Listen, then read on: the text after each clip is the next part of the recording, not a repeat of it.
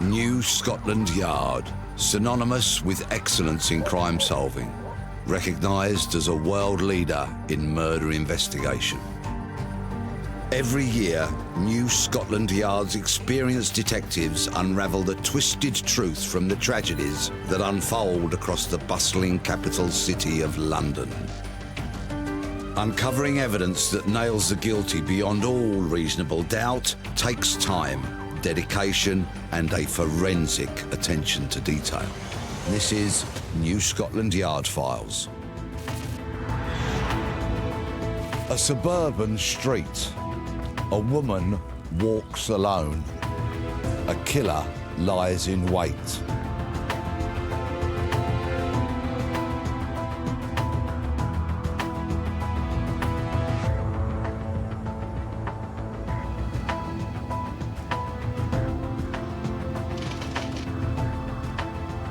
Geeta Aulakh is a hard-working single mum, 28 years old with 2 young boys.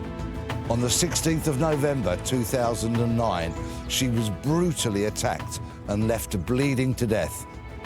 The question for detectives from New Scotland Yard to consider is, why would she be attacked in such a ferocious way? Was she the victim of a random act of violence, or is there something more sinister to consider? As we came out, we saw the lady on the floor and 2 paramedics were working on her at the time. Geeta's mother and father rushed to the hospital, where doctors are trying to save her life, but her injuries are too severe and prove fatal. Police have begun a murder inquiry after a woman was found dying of horrendous injuries on a London street. The 28-year-old was found mutilated and suffering serious head injuries when police arrived at Braund Avenue in Greenford. She died hours later. Geeta was just a few yards away from her childminder's front door when she was attacked. Detectives believe her attackers had been lying in wait and approached her holding a weapon like a sword. As Geeta turned into this road to pick up her sons, her killers who'd been laying in wait ambushed her. She suffered devastating blows from a machete. The news at sunrise today was all about the brutal killing of one of their own. The Asian TV and radio network based in Southall is mourning the loss of their popular receptionist, Geeta Aulakh, a mother of 2 boys who was cut down in the street. The post-mortem results come back first thing the next morning and detail just how severe the attack on Geeta was. My name is Howard Groves, and I was at the time the detective chief inspector in charge of one of the murder teams that was investigating the circumstances surrounding the murder of Geeta Aulakh. When the case came to us, Geeta was still alive, but we were aware that the prognosis of her survival was pretty low. She had 4 blows to the head with a sharp instrument, which had been the machete that was used, on the back of her head, and she had her right hand was severed, and that was more indicating like a defensive wound. She may have put her hand up to block it, and it went between the thumb and that finger straight through, almost basically severing it. Just a few moments ago, the family of the victim came here to lay flowers and to pay tribute. They were enormously distressed, too distressed to talk to us. Geeta's murder caused deep concern within the Indian community of Southall. Just very, very scary. I've got 2 small kids, you know, they walk to school, we walk to school, and just to think that can happen on your doorstep is very, very scary indeed. With any murder inquiry, one of the first things Scotland Yard detectives will examine is just who the victim is, what's their lifestyle, and who are the people around them. Geeta's family had come to the UK from India in the 1970s to set up a jewellery business. She had a happy childhood in busy Southall with her 2 brothers and 2 sisters. It's one of the most wonderful places. It's a colourful, vibrant place, full of Indian people, Punjabi people, speaking our language, and also the next generation who speak English. One family would come over and settled in one place, and then people who came from the village would settle in the same place. And it was a sort of strength in numbers, if you like, and that's how these communities grew and grew and grew. When she was 17, Geeta met Sonny Aulakh. They fell head over heels in love. They wanted to get married, but Geeta's parents were unsure if Sunny was good enough for their daughter. It was unusual for her to choose what communities would call a love marriage over an arranged marriage, to decide this is the path I'm going to take, this is the man I've fallen in love with, my family don't like it, but I'm going to pursue that. That takes a very, very strong woman. The young couple eloped and went to live in Belgium, away from the family and the Southall community. Within a couple of years, they had 2 baby boys. Geeta doted on them, and Sunny was a proud father. He'd got 2 sons from a woman that he'd chosen, who'd decided to leave her family and make a life with him. The family return home, but the marriage is crumbling. In 2002, police were called to an incident of domestic abuse. We know that she made a couple of phone calls seeking help, and then the authorities turned up and she said she was okay. That is classic. That's an absolute classic case of a mother with the children turning away the police when they come to help. But their relationship didn't improve. With his marriage floundering in early 2009, Sunny disappears to India. Despite the added pressure of being a single mum, Geeta continued to look after the children, as well as holding down her job as a receptionist at Sunrise Radio. With Sunny out of the country, in September 2009, Geeta takes the highly unusual step within the community of asking for a divorce. That decision goads Sunny into action, and he returns to the UK from India. If a man wants a divorce in our culture, it's not a problem. Nobody blinks an eye. Everybody thinks it's fine. If a woman wants to divorce her husband, the world comes crumbling down, because they think, actually, how dare a woman divorces her husband? It's not allowed. We knew that that relationship was rather acrimonious. So, as far as I was concerned, he was the person that I was going to be looking at in the first instance. And therefore, if it was only for the question of interviewing him to get the circumstances as to where he was on that particular evening, what he knew, if anything, about her murder, that was obviously my priority. There would have been perhaps a fair bit of support, certainly amongst the close family friends, for the step that Geeta had decided to take in getting rid of Sunny. When Sunny came back to London, as he didn't want the divorce papers served on him, he refused to tell Geeta where he was living. He obviously knew where she lived, he knew where the children lived, he knew where the children went to the childminders, but Geeta didn't know where he lived, and he made that quite hard for her to find out, to such a point where she never was able to serve these divorce papers. So police had to find Sunny before they could question him about Geeta's murder. If you really want to track where people are, or where they have been, the mobile phone is as helpful as it gets. All of us, when we are walking around in the streets, wherever we are going with our mobile phones, there are mobile phone masts that clock where we are. So when you're looking at trying to prove where someone was, what they were doing, who they were in contact with, all of that information is within either a handset or the call data records. New Scotland Yard detectives use something called bed and breakfast analysis to locate a phone and its owner. So a bed and breakfast analysis will tell me that that cell is going to be the place where the person went to bed and woke up, because that's the first and last thing that the phone did. Using this investigative tool, detectives set to work.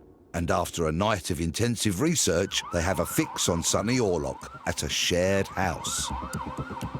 We found out that he lived at Vicarage Farm Road, and we went round there and we arrested the 6 people that were inside the house. Because of the nature of the attack, we obviously had to ensure that our officers were safe. So we called upon another unit to help us with the arrest, to make sure that if there was any resistance, we could deal with it.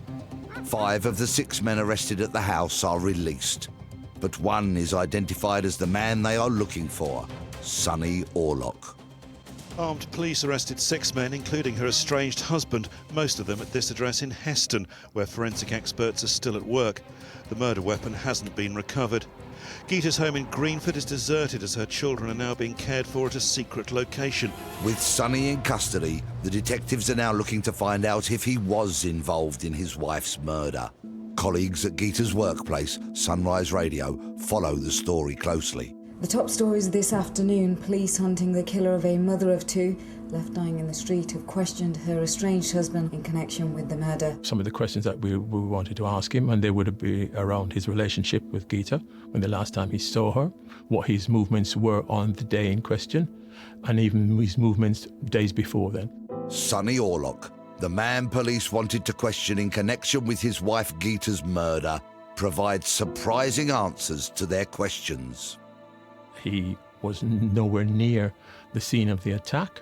He wasn't aware of why she was attacked. At the time of the attack, he was in a particular venue, which was a public house, the Elm Tree Public House in Hounslow. CCTV is frequently used by the police as evidence to convict. But in this case, CCTV shows that Sonny Aulakh was in the Elm Tree pub with friends when his estranged wife was murdered some 4 miles away. He was playing pool. He'd had a conversation with the barman, and could even go into more detail to say that his friend had paid for some of the drinks with his credit card, and we were able to conduct certain inquiries outside of that interview, and we established that, in fact, at the time of the attack, he was there. So detectives have no clear suspect, and they're equally uncertain about a motive. Why was she attacked? Why was she killed? Was it a mistaken identity? Was it she had an argument with someone? Was it a robbery gone wrong? CCTV footage showed Geeta on the bus just minutes before she was killed. She always walked the same route to the childminders to pick up her sons. And if you look at the CCTV, she could have got off the bus at a stop 1 or 2 earlier, and that would have been a quicker journey to pick up the children. But Geeta preferred, bearing in mind it's November, Geeta preferred to get off in an area that was lighter. So she went all the way around onto Ruislip Road East, another 5 minutes onto her journey, crossed the road, walked down Verulam Road, and then she was attacked on the corner of Braund Avenue. Because she always took the same safe route, the police thought she'd been deliberately targeted. And then there was an extraordinary development that sent detectives on a completely different line of inquiry.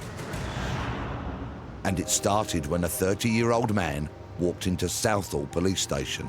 He speaks to the person at the front desk and says that he has some information in relation to the murder of Geeta Aulakh, and could he speak to somebody that's involved in the case. My officers, fortunately, were still at the police station because they had obviously just finished interviewing Sonny. The man gives his name as Jaswant Dillon, and he said he was accidentally involved on the night of the murder with the people who'd killed Geeta. He came into the police station and said, look, I was there last night, I had no idea they were going to kill her. I was there in the car, I was there with these 2 other guys, I thought we were there to collect a debt. He went with them, they got to the Greenford area, and he was specific to say he was nowhere near the scene of the attack, but that he got out, he was having a smoke with one of the individuals. That individual then walked off. He didn't know why, he assumed he'd gone to collect the debt. And a few minutes later, he came back. But at that time, Jaswant had then got into the vehicle, to the back of the vehicle, and this individual ran back to the car, sort of breathing heavily, and he said something along the lines of, I killed the sister bitch. And then he realized that he had a machete in his jacket. The informant told the police that the machete and jacket has been thrown into the Grand Union Canal and a pair of trainers dumped on the verge of the M4. We drive him from the murder scene and we say to him, right, where next, left or right? And he drives us the route up from Greenford, up onto the A40, down into Slough and into quite a complex housing estate at Rochford Gardens. And it's a real labyrinth. From there to find the Grand Union Canal, you really need to know where you're going. And they found the Grand Union Canal, and he said that the machete was thrown in the water there. He's giving us an account. He's given us a very clear account of what his actions were that evening. And straight after he's been to Rochford Gardens, they then head back into London. Rather than going on the A40 this time, they've chosen to go through, or back towards Southall, on the M4, and they stop off on the way on the hard shoulder to discard some trainers. And even points out exactly where those trainers were discarded. He was treated by us as a significant witness because I felt that he could provide substantive material information in support of the investigation. Police urgently need to find out if Jaswant is telling the truth or not. In a matter of a day or so, we had officers who were doing the dive to try and recover the machete as well as the jacket. And initially we recovered the jacket first. And it was established that on the jacket, there was DNA, what we call wearer DNA, within the cuffs and the collar of the jacket, which was that of the attacker. We also found hair from Geeta, and we also found DNA, as in blood, on that item of clothing, which was significant in itself. How would her DNA, her blood, be on his jacket as well as her hair? At the time of the attack, that's when you would have had the transfer of the blood and the hair onto his clothing. And even though it was in the water, we were still able to find that. The police also found the trainers exactly where Jaswant Dillon had said they would be, near the M4. Which was good news for us, because it meant that the credibility at that point of the information provided by Jaswant was reliable. Police informant Jaswant Dillon has proven to be a mine of information, and he's given detectives the name of the man in the back of the car. The man with the machete, Sher Singh. He had only been in the UK since July of that year, and he came to the UK on what's described as a Tier 4 student visa, which meant that he could come here, study for a certain period, and then return. But we established that when he arrived, he did attend the college, but he only did it for one day and then never went back. People going in on student visas, going in on day one, registering that they're a student, and then the place of learning never sees them again. This did happen. It did happen in Southall. It did happen in West London Asian communities. It was a scam, and it went on for a while. With Jaswant's information about Sher Singh, who may have killed Geeta, the police decide to spread the net and launch another raid on a house in West London. We need to try and find out who this Sher Singh is and where he lives. We eventually find out that he lives at an address in Southall. And so, as quickly as we can, we go around there to arrest him. We go down there first thing in the morning. We break the door down and use a lot of officers, use overwhelming amount of officers because we don't know what's on the other side of the door. And we go in there and there's 6 men inside, 6 young Asian men, none of whom particularly speak good English. Sher Singh was not there at that time, but fortuitously, we decided to leave an officer in the address, no police vehicle at the front, just to wait, just to see what happens. And he turned up on his own, put the key in the door and came in, and the officers were obviously able to say, hello, and hello, Sher Singh, and he answered to the name of Sher Singh. So instead of asking you, are you Sher Singh, they said, hello, Sher Singh, and he answered in the positive, so we knew we had the right person. The evidence police are collecting leaves Sher Singh little room to manoeuvre. We had by then had recovered from the canal the machete, we had recovered clothing, and we'd recovered the shoes. And we knew that we had forensic evidence to say, we got your clothing. Those were found in places which you wouldn't expect to find them. Your DNA is on those clothing. The victim's DNA is on that clothing. You're going to have to explain. Police absolutely know he's involved, and they have a long list of questions for Sher Singh. Do you know Jaswant Singh Dillon? Where were you on the 16th of November? Were you in a Renault car? Were you in Braund Avenue? Did you dump a machete in a canal? Did you discard some trainers on the M4 motorway? He just says no comment throughout. He won't give us an account. So he was very much in a tight corner. He didn't have much wriggle room. He was charged within 5 days of Geeta's murder. Sher Singh, 5 days. This morning, an 18-year-old man appeared in court charged with murder, but the police inquiry continues this evening. Murray John is live in Greenford. Murray. Yes, police are in the area at the same time, 1 week on from when Geeta Aulakh was murdered on this street behind me. 18-year-old Sher Singh from Southall was charged with her murder at Ealing Magistrates Court earlier today. He's due to appear in court again in March next year. 11 other men have been arrested and subsequently released on bail, but police say this investigation is still very much ongoing. Sher Singh has been here for 4 months. He is the person who has attacked Geeta. What was it that possessed him to commit that crime against her? Why would he want to kill her? We were not satisfied that he just did it randomly for whatever reason. Someone would say, oh, you wash your hands, you got the killer, thank you very much. Oh, no, no, no. The investigation was still miles and miles away from getting to a point where we were saying we know exactly everything that's happened. The informer Jaswant Dillon is also pressed by police on the car used by the gang. Jaswant Singh Dillon's telling us we've got a driver. And he said the car, he says a Renault, 51 or 52 plated, dark, possibly black, possibly dark blue. And that's all we know about the car. The police established that the car has been rented from an address in nearby Slough. We then had officers from our task force who would then did surveillance on a particular address over a period of days. Patience pays off. A man matching the description of the driver provided by their informant is followed and arrested. His name is Harpreet Singh. When we arrested Harpreet Singh, he was driving to work 4:30, 5 o'clock in the morning. And when we searched that car, we found a parking ticket that related to a 52 plated Renault Clio. We had our Clio, we had the car. And so we had our car, we had him linked to that car. It was all coming together. Harpreet Singh was charged with Geeta's murder because he had driven the car and was therefore legally responsible. It's called a joint enterprise murder.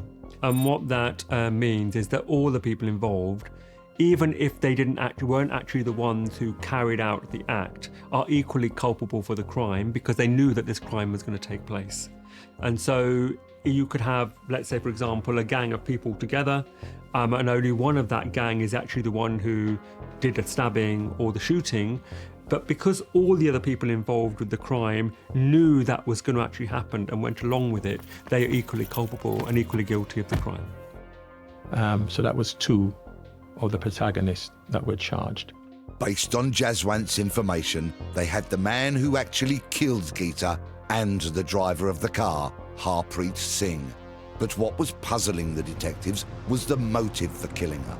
They believed there were even more people involved. So they called a press conference and asked Geeta's mother and sister Anita to appeal directly to the Indian community for information. Geeta had the biggest smile that melted everyone's hearts, and she was cruelly taken away, leaving two gorgeous little boys who are without their mummy. This is an Indian mother. This is an Indian sister. They have lost someone. If anyone in the community can help, you're helping your own.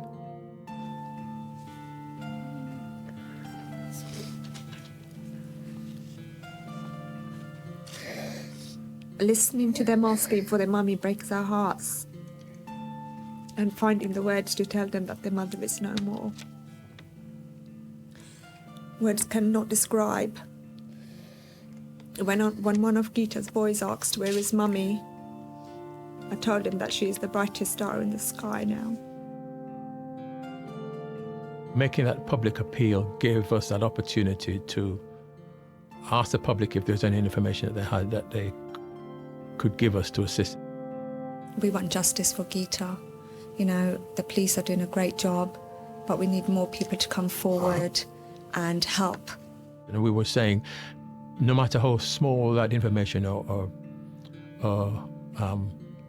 unimportant a bit of information they think they may have, let us be the ones to determine whether it's good, bad or indifferent. Two men have been charged with her murder. Sher Singh wielded the machete and Harpreet Singh drove him to and from the scene of the crime. But detectives from New Scotland Yard are convinced that other people were involved in her murder.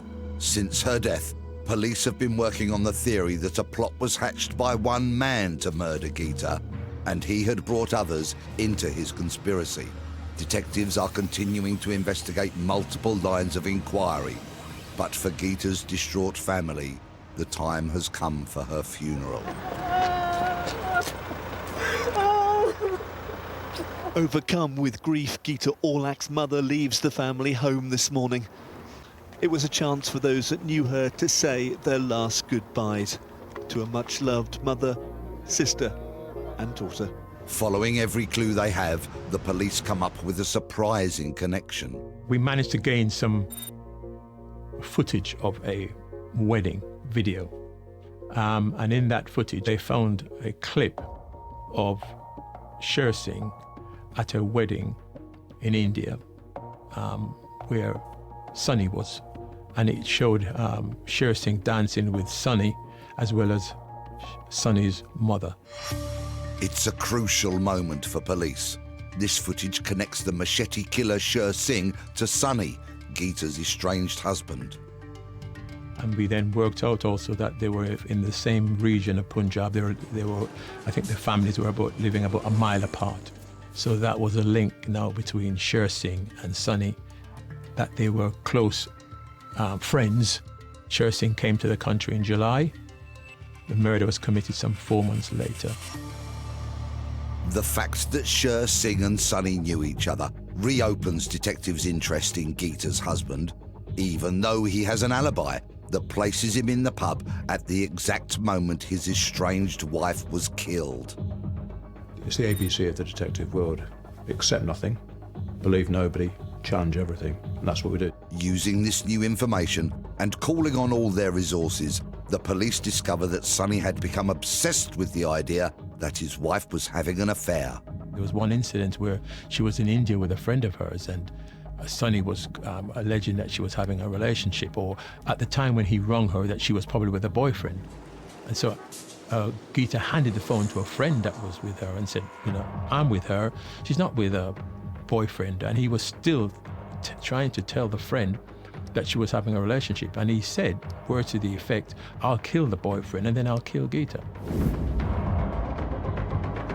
But he had it in his head that she was having a relationship, but there was absolutely nothing to say that that was the case. He just became obsessed with it. The wedding video from India clearly shows a connection between Sher Singh, who is the killer, and Sunny, but it's only circumstantial evidence. Police also know that Sunny is extremely upset about his wife asking for a divorce. Police know there is real evidence that asking for a divorce in some communities can lead to a so-called honour killing. Honour killings are definitely a crime. They're definitely a crime of their own category. But at the time, bearing in mind it's 10 years ago, this did fit the profile of the definition of an honour killing. But we're also mindful of it wasn't an exact honour killing, because a lot of the time it would be the father has the daughter killed because the daughter's got a relationship with somebody from a different faith. Are too easy to label crimes within certain communities. That must be an honour killing. That's an honour killing. Rather than just viewing it, that's just a simple murder. But it had all the hallmarks, that's the phrase we used. Then they start to get intelligence from the Asian community about Sunny's behaviour, and a shocking piece of information comes to light. Well, there's an address where Sunny frequented. It was a property that he rented, or he and his brother Amandip rented, and they then sublet it to young Indian men. One evening prior to Geeta's murder, he went round to Wren Avenue. All the guys in the house were there, 5 or 6 of them, and he made an offer to all of them saying, I'll give any of you £5,000 if you'll kill somebody for me. They didn't name or suggest who that individual was. He just said, if I want to have somebody killed and I got £5,000 to do it, would any of you do it? But Sunny's request doesn't go down well. The individuals that were there were a bit shocked by what he had said, and he therefore quickly turned it and said, oh no, I'm only joking, I don't need to worry about it. Just because he had no takers for his outrageous offer to murder for cash doesn't mean that Sunny stopped looking. It sounds like the theme of a Bollywood gangster movie, to be honest with you. It's the kind of things we were brought up in the 70s watching on the big screen. These gangsters, I'm going to call in, you do something to me, I pay you to kill her. I mean, that's how outlandish the whole plot was. Further inquiries show that Sunny, if he'd found the right person, certainly had access to the £5,000, because he was the man behind the highly lucrative student scam that brought Sher Singh into the country. The intelligence we had was that he was facilitating people once they arrived, so he knew that they were coming to the country. He knew that they were coming on the Tier 4 student visa, and that there would be applying for a particular college. He was the go-to person who would try and find him somewhere to live, somewhere to work. And he was obviously earning a significant amount of cash. There is mounting evidence that Sonny is involved in his wife's murder, despite his seemingly watertight alibi. But the police need more proof. Hopefully, that was what the murder weapon could deliver. We'd been told by Jaswant Singh Dhillon that the machete was in the canal. When we recovered it, we were told that the machete had on it Tramontina, made in Brazil. We spoke to Tramontina in Brazil, and they said our sole importer in the UK is a firm based up in Cumbria. So we contacted this firm in Cumbria. And we said, look, we want to find out, please, who you've sold these machetes to, these Tramontina machetes, who have you sold them to in the West London area in the last 12 months? And they gave us a list of people that had bought machetes in the West London area in the last 12 months. At the bottom of the road where Sonny was living at the time, Vicarage Farm Road, at the bottom of that road is a shop. That shop had just bought 20 machetes a month or two earlier. We spoke to the shop owners there, and I said, well, why did you buy 20 machetes? Well, we'd sold out. So how many have you got now? We've got 17 now. I said, so you sold 3? And he looked at his records, and he said, yes, we've sold 3. So 1 on the 5th, 1 on the 9th, and 1 on the 15th. So 3 machetes were sold in the 10 days or so before Geeta was killed. On top of that, he gave us CCTV of all 3 purchases. The officer said all of a sudden they just saw the photographs, the stills came up on Sonny. That was very significant. You know, we were always going to have some difficulties in demonstrating that Sonny was the person who was the architect of this murder and that he had planned it. We knew we couldn't prove that he actually landed the blows because he was not there. He had his alibi. He had thought about all of these things. You know, it shows you the callousness of the individual. But that footage of him purchasing the weapon, we say was used, that was recovered from the canal, that was significant because he could not fight his way out of that. He had to explain, why is it that you're seen in a bit of footage purchasing a machete? What was the purpose of that? A machete is not the type of thing you just go take home and use in your kitchen. He asked at the time, how do you sharpen it? The proprietor remembers him asking that question. And you see him in the footage making that gesture with his hand as like, you know, how do you sharpen? And when we recovered the item, it had recently been sharpened because we submitted it for examination. We were able to get a replica and say, this is what the machete looks like when purchased. This is what it looks like once you've had it sharpened. We had him 100%, and suddenly the future wasn't looking quite so bright for Sonny. Sonny Aulakh is charged with the murder of his wife. When he was charged, he was laughing, I remember my colleague coming back to me and saying to me they just couldn't understand that. You know, almost 4 weeks after the attack, and he's charged with murder and he's in the custody suite. And he thinks it's all a joke. He's laughing and bravado, you know, kind of shouting at other people in the cells as he's walking back to his cell. And you just kind of think, hang on, your wife's been killed, and you don't show any remorse, nothing, no feelings, no regret. Police are now convinced that Geeta Aulakh's husband, Sonny, is definitely behind her murder. And they know he was offering substantial amounts of cash to anyone who would kill her. But there are still questions they can't answer. How did the plot unfold? And why did an informant volunteer vital information about her murder? If you have somebody who decides that they want to be an informant, do they want to be an informant and tell police about wrongdoings of others because they got some altruistic view of life? They've seen God, whatever it may be. Or is it that they want financial gain? Or is it because they've been put up to being an informant to try and find out what police know about a particular person? Or do they have a score to settle with another rival? Jaswant had said he thought he was collecting a bad debt when Geeta was killed. There's nothing to suggest he collects debts formally, officially, unofficially, informally. Nothing. There's nothing to say that. In the history we looked at him, there's nothing to say you're a debt collector. Detectives went back and examined the phone records of the men they had in custody and the informant. Phone records had helped throughout the investigation, and having confiscated Jaswant's mobile, a clear picture of his involvement starts to emerge. If the police seized all 4 handsets and they obtained GPS data from all 4 handsets, then they could be much more specific about the fact that they were in that exact area at that time. And what you can see is the fact that a call took place. So as I say, you can see that telephone number called that telephone number. The duration was 3 minutes, and that was the cell that it was using at the time. Throughout this investigation, the phone records had been especially helpful in connecting the men. And now they were to provide New Scotland Yard detectives with even more evidence of collusion.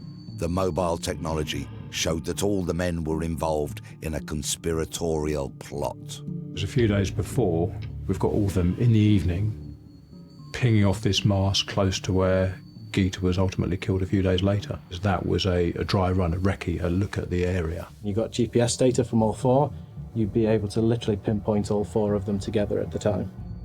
Not only had Jaswant Dillon taken part in a dry run, but with the help of phone records, police can prove that he was directly in touch with Sonny immediately before and after the murder. Sonny was at the pub with his cast-on alibi. You can see him on the CCTV on the phone to Jaswant Singh Dillon. He's on the phone to Jaswant Singh Dillon, who's his lieutenant, who's his enforcer, to make sure that the job has been done.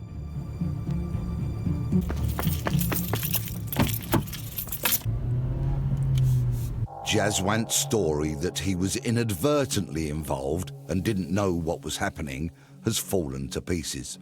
So why would Jaswant Dillon have come into the police station the day after Geeta's murder and turn into an informer? Jaswant Singh Dillon would have been aware that Sonny was in police custody with us. And so I think he probably felt a little bit nervous that Sonny was there telling us everything that happened, clearing his own name because he was at a pub elsewhere. But Jaswant Singh Dillon was probably worried that Sonny was implicating him in the process. So he wanted to tell the truth first and give his version of events. Jaswant Dillon, the enforcer, was the 4th and final person charged with Geeta's murder.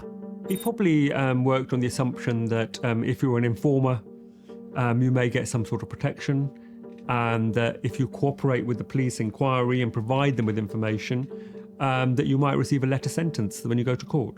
The police have now charged 4 people with Geeta's murder. The man who killed her, police believe, is Sher Singh. The man who drove the car, Harpreet Singh. Both were charged with murder.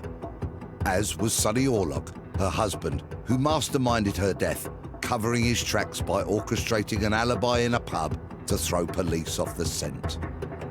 But New Scotland Yard detectives have found CCTV footage of him buying the murder weapon, and he too has been charged. And phone records prove that Jaswant Dillon was in from the very beginning, and he was also charged with murder. After a year of painstaking work by the police, the case came to trial in December 2010. So at the trial at the Old Bailey, it was a 6-week trial. All 4 defendants were there together. They ran what's called a cutthroat defence, which is where they all start blaming each other, trying to save their own skins. The defence failed totally. All 4 men were convicted of murder and sentenced to life imprisonment. These are the last moments of Geeta Aulakh's life. Less than 30 minutes after these pictures were captured, she would be dead, murdered on the orders of her jealous, obsessive husband. A crime in the eyes of those convicted was that she had taken the decision to divorce him in order to make a better life for her children and herself, without his controlling and domineering influence. And for that, she paid the ultimate price with her life. Let's be honest, the police procedures in the villages of the Punjab are not as stringent as we expect in the United Kingdom. They obviously thought that a stupid plot that they hatched would work here. Sher Singh, who wielded the machete, got 22 years in jail. Harpreet Singh, he was a person who drove them to and from the venue and was assisting in the disposal of the weapon and the clothing. The driver, Harpreet Singh, was also sentenced to 22 years in jail. Jaswant Dillon, who we say was the eyes and ears of Sonny at the time of the attack. He was the enforcer. He was making sure that it was carried out. Jaswant Dillon also got 22 years in jail. and Sonny Aulakh, the instigator, got 28 years for killing his wife. I think he thought they may have gotten away with a lesser charge, with less time in prison. She died in the most horrific way, leaving a family shattered and an unrepentant, murderous husband in prison. Nina Nanar, ITV News. For all of them to be sentenced for murder, this was quite significant because they were all involved in this and they were all just as guilty as the man who wielded the machete. After 8 years, Sonny Aulakh requested to be transferred to a prison in his home province of the Punjab to serve the remaining 20 years of his sentence. When I read that, his request to move to an Indian prison, I actually couldn't believe I was reading it. The judicial system there, the jails, the prisons, the police, they're notorious. You would not choose to go and spend a sentence in an Indian prison because they are harsh, they can be brutal. He asked to serve his sentence in India. The first thing that came to my mind was, I wonder how long before he's going to be released. Returning to the Punjab to serve out his sentence was a calculated gamble for Sonny, and the Indian authorities released him from prison after 2 years. Geeta's family was furious. So early in the year I got a phone call from Anita, who's the sister of Geeta, and she was telling me that Sonny was now out of prison. And I was hugely surprised by that. And she was telling me that he'd been sent back to India. This was the first I'd heard of it. He'd volunteered to go there to serve out the rest of his prison sentence. And she then forwarded me a number of images from Facebook showing that he was out and about and free to do as he wished in India. I understand subsequently that Anita spoke to the Home Office and he was then brought back into the prison in India. But it just shows how well connected he is and what he would do to try and get out. Sonny wasn't the only one of Geeta's murderers who transferred to an Indian prison. My understanding is that Sher Singh went back to India, Jaswant Singh Dhillon went back to India following Sonny. Harpreet Singh, I'm led to believe, still remains in prison in the UK. Sadly, like it did in this case, domestic violence can so often lead to murder. New Scotland Yard know this, and they are working tirelessly with every community and with every culture to raise awareness, to increase reporting and to hopefully prevent crime.